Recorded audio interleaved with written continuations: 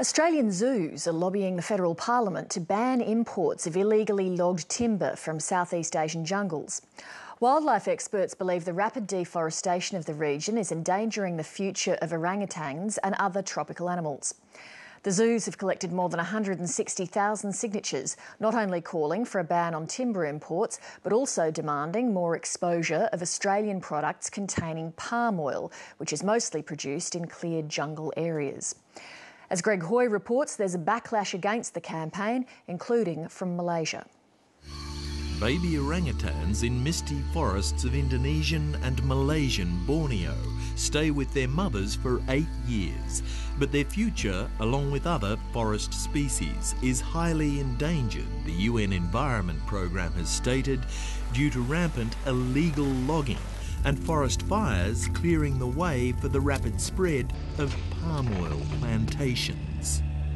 As a result, a large variety of popular food items such as these, containing, without mentioning, palm oil, are widely sold in Australia, as are contraband timber products. So much of the tropical timber entering the world's commercial markets is illegal. It's an environmental travesty.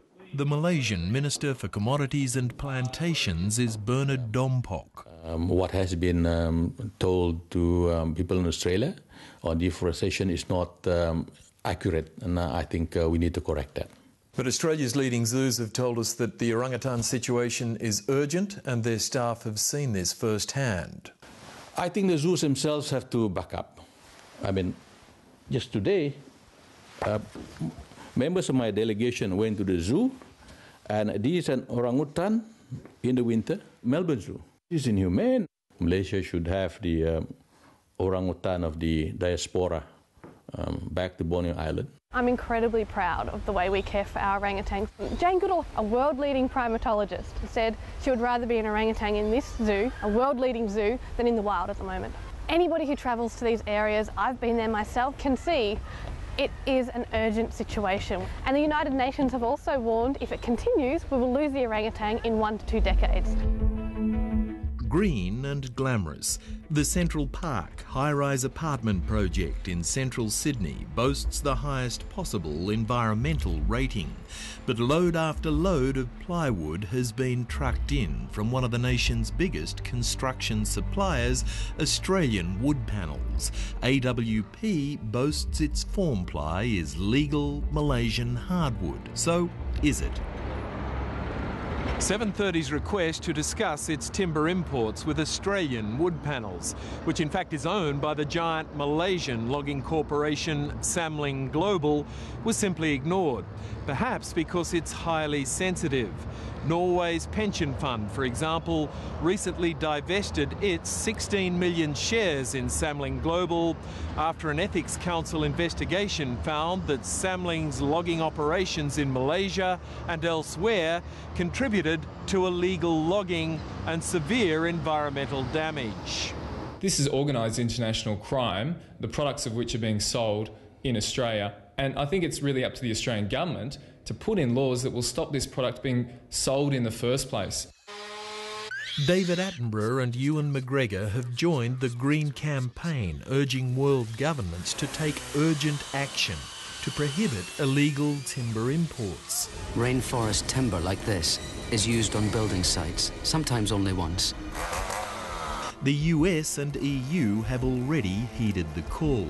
Australia's government has talked about taking action now since 2007, but says no ban is likely for another 2 years. Though there's been strong opposition within Australia as well, especially from the former Australian Trade Ambassador Alan Oxley, though he would not be interviewed, as founding chairman of what he calls the non-profit NGO World Growth. Ambassador Oxley, as he likes to be known, recently told a parliamentary committee considering a ban on illegal imports, environment NGOs have been shown to make claims which are exaggerated and untrue. These claims jeopardise the ability for millions of people in developing countries to escape poverty.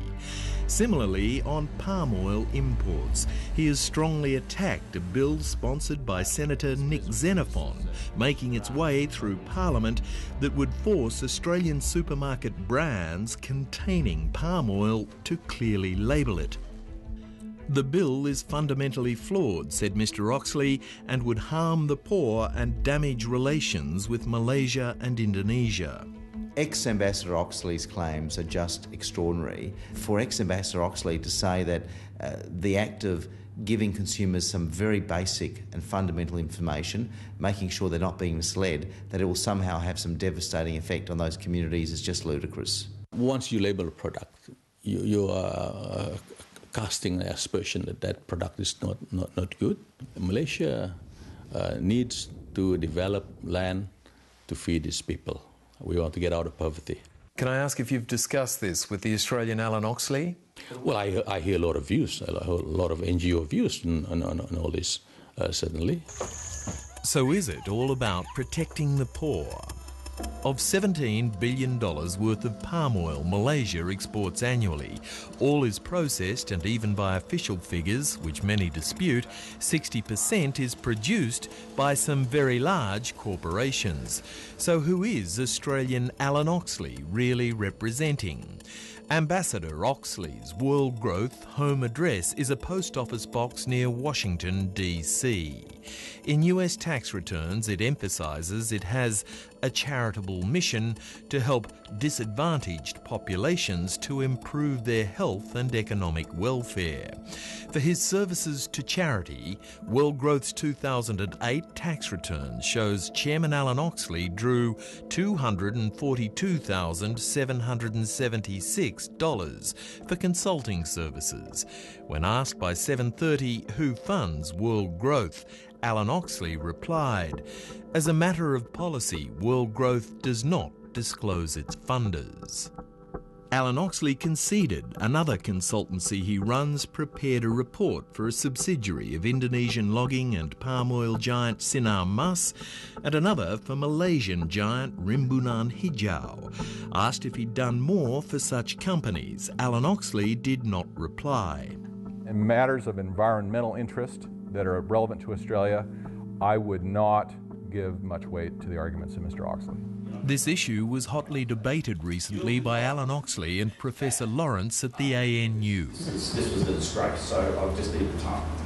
You'll be told that it's a natural process of economic development to clear forest land in order to grow crops, to provide food. So the question is, how much forest do you actually need to set aside to protect biodiversity?